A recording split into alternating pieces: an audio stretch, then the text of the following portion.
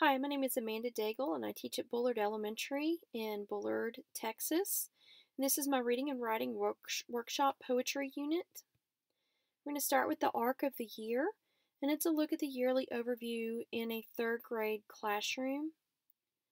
We start with weeks 1 through 6, and this happens in August and September. This is basically setting up the reading and writing workshop, going through rules and procedures, setting up a sense of community. Weeks 7 through 13 happens in October and November.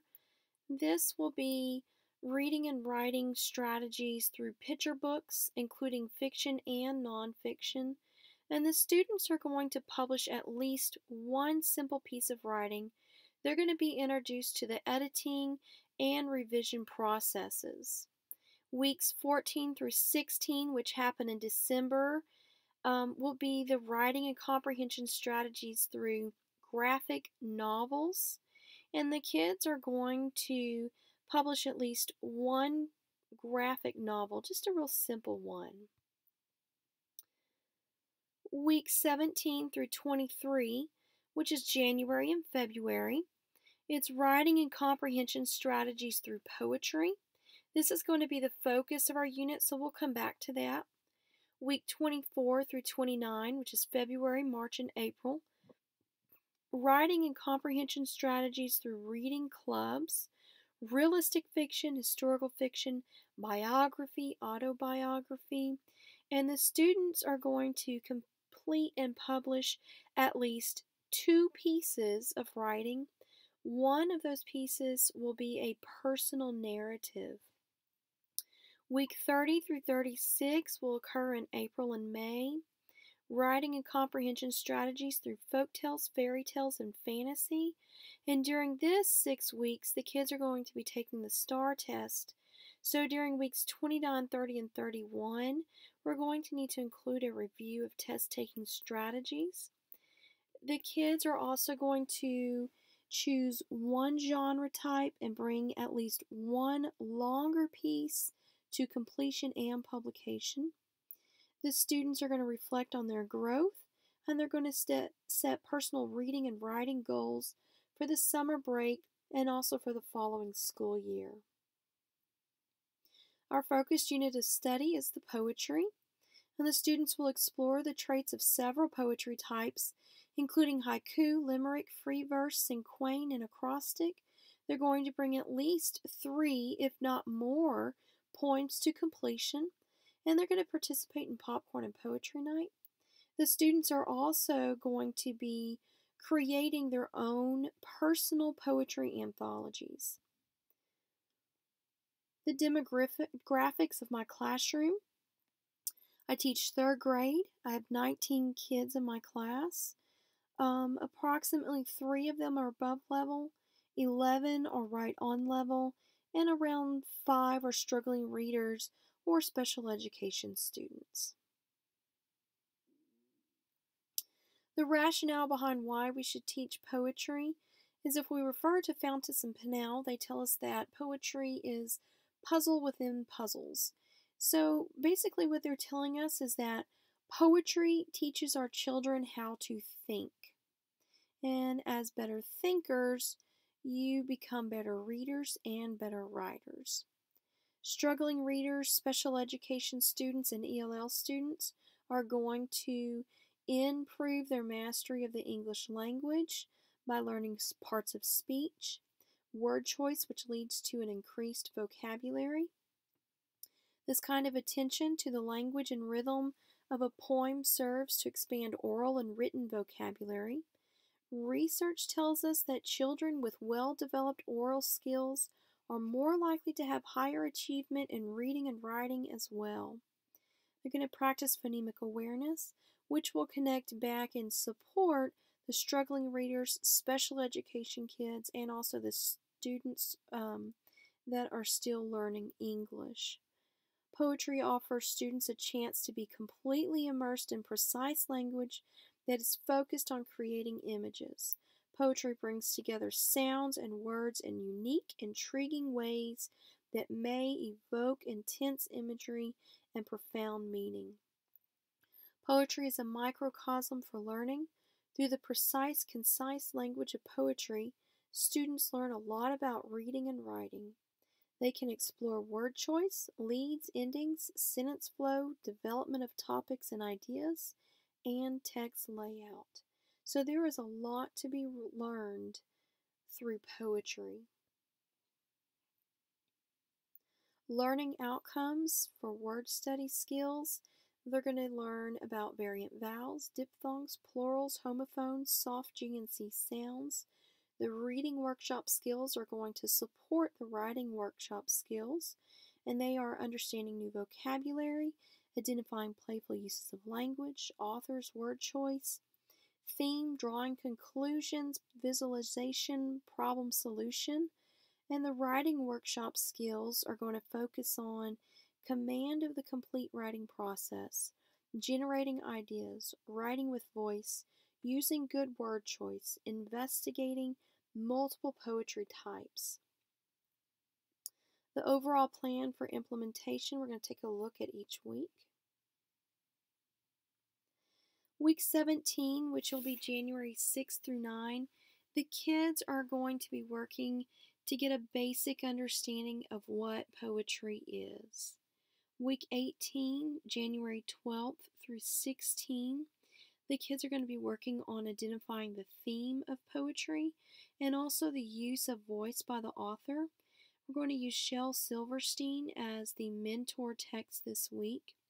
I think Shel Silverstein has a wonderful sense of voice in his writing, and if you've ever heard him read his poetry, you would know that there is a great connection between his writing and reading and his use of voice. Week 19, which is January 20th through 23rd, the students are going to focus on the sequence of a rhyming story. They're going to be using Dr. Seuss for this. And they're also going to focus on Jack Prelutsky in writing workshop, and he's going to be the mentor text this week. They're going to be using the Scholastic website to write a poem that focuses on word choice, and the Scholastic website has a great structure set up for the kids to help them to just begin to write poems. Week 20, which is January 26th through 30, the students are going to use various strategies to start generating ideas for use in their own poems.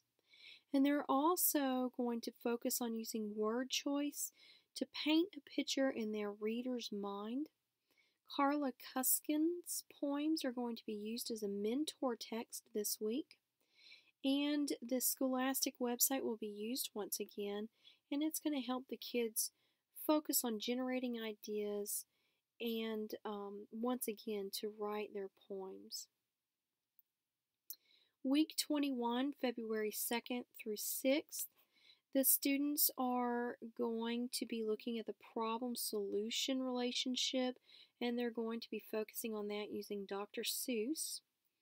They're going to explore multiple types of poetry, including haiku, limericks, and quain, and free verse. They're going to write a poem of each one of these types, and they're going to be using the Scholastic website for this. They've got great structure on there, and they're also going to be able to submit their poems for possible publication, and I think the kids are going to be very excited about submitting their poems. Week 22, February 9th through 13th, the kids are going to connect that authors try to recreate sounds using hard and soft sounds within their words. And they're going to take those sounds and enhance the meaning of their poems. So students are also going to begin the publishing process on their personal poetry anthologies. The poetry of Shel Silverstein is going to be used as a mentor text this week. Week 23, February 16 through 20, the students are going to review the skills that they've previously learned. They're going to finish up their poetry anthologies Every poem that's in their anthology should have an illustration to go with it. And they're also going to get ready for popcorn and poetry night, which their families are going to come and watch the kids read their favorite poems. This is a closer look at week 23. On the left-hand side, you can see an excerpt from my unit of study. In the middle column, it shows us what the teacher is doing during word study, reader's workshop, and writer's workshop. And on the right-hand column, this is showing us what the students are doing during word study and reader's workshop and writer's workshop as well. On the right-hand side, we have a picture of some completed poetry anthologies by students, and you can tell that they've put a lot of work into these. This is what they will be sharing on Popcorn and Poetry Night. On the materials list, I have included Dr. Seuss, Shel Silverstein, Ken Nesbitt, Jack Prelutsky, and I included all of these authors because they are fun, and I want the kids to know that poetry is fun and it's also exciting. I've included Dr. Seuss on here because I think it's important for the children to see that while he writes books, it's also rhyming and it's longer.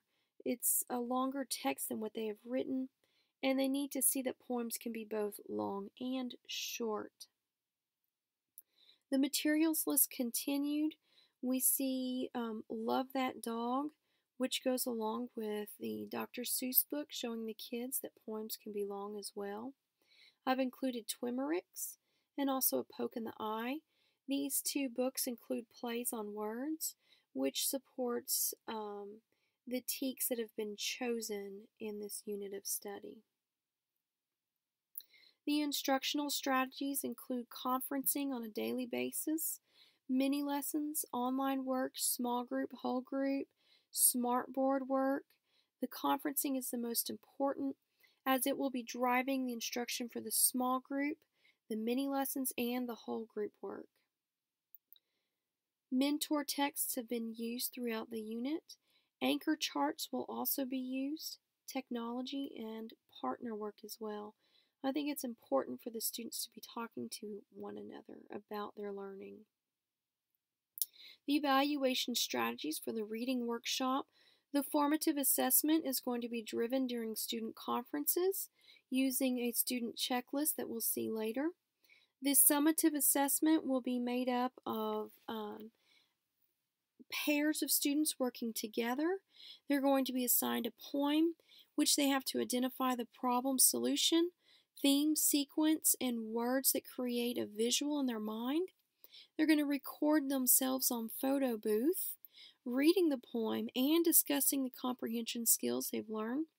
Then the teacher's going to gather all of the student videos and create a presentation using iMovie, and it will be played at Popcorn and Poetry Night. This video is going to be scored using a rubric. The writing workshop evaluation strategies. The formative assessment is really going to be driven with the formative assessment student checklist as well. The summative assessment is going to be that students will draft, revise, and publish individual poetry anthologies. The student anthologies will be scored using a rubric. Students will also have the opportunity to participate in Popcorn and Poetry Night. And we see here the evaluation tools. On the left is the formative assessment student checklist, where the teacher can go through and write notes about how well the student is doing with each skill. In the middle is the word study and reading workshop summative assessment rubric, and it breaks down everything by different point values of how well the students have done. The writing workshop summative assessment rubric is breaking it down by the poems that have been included in their anthologies and also by the quality of the poems included. And this brings us to the Works Cited page. I hope you've enjoyed the poetry anthologies that the students are going to create, and I hope that my students have a lot of fun working on their poems.